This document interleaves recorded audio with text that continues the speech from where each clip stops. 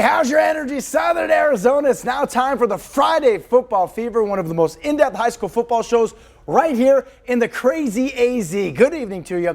I'm Paul Secala. And I'm David Kelly as we bring you the most in-depth high school football show in the Old Pueblo. No doubt, and there's a full slate of games this evening with a large portion of Tucson area teams smacking helmets on the road in the Phoenix area. But there were plenty of games here in the Old Pueblo to go around, including the traditional East Side rivalry game between Saguaro and Sabino High School.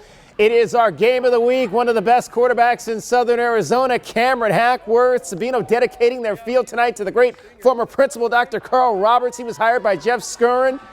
Sabino has won 16 of the last 18. Al Alexander, though, relying on his running game early. How about Nehemiah Watson?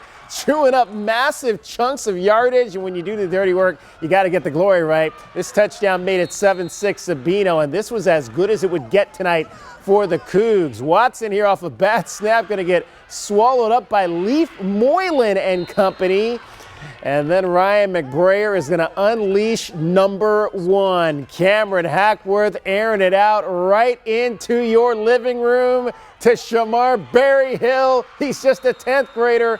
A 41-yard touchdown.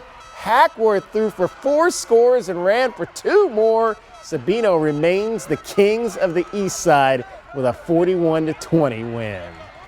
Now the best damn band in Tucktown, Rincon University High School. First home game of the season for the Rangers as they welcomed in Glendale Copper Canyon. This was 6-0 Aztecs at the half. The Rangers defense, I don't think you want to meet Derek Orozco in the hole. Derek is laying lumber.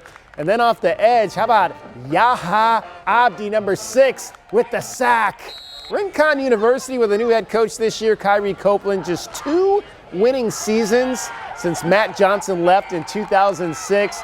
Rincon had the Aztecs running all over the field, but they fall tonight. This game ends in overtime.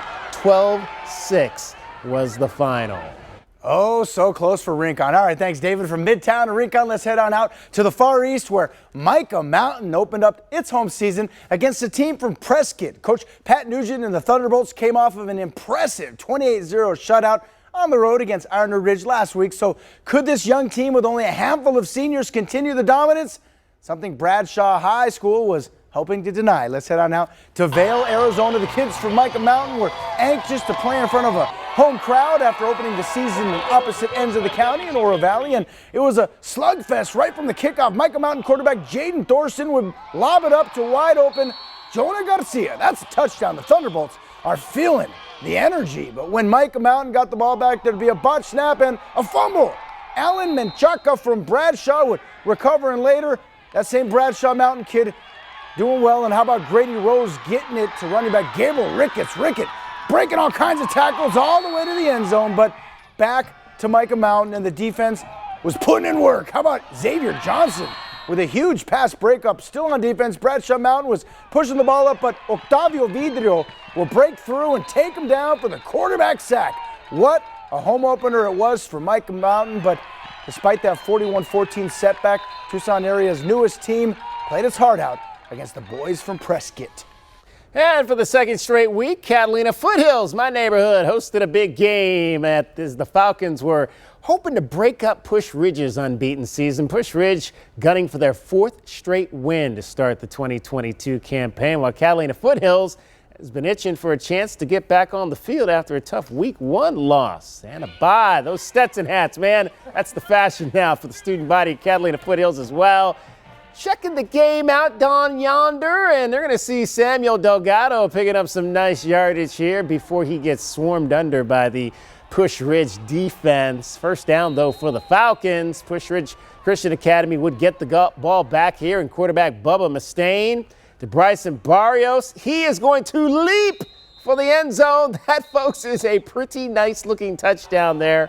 Catalina Foothills, though, would get the ball here. Scoring range, Cole Rivas boots a 42-yard field goal. Falcons showing they can take care of that business on special teams later. Samuel Delgado takes it into the end zone for the touchdown, but it's a sad evening up in my neighborhood. Push Ridge Christian, the Lions pull away big for another victory.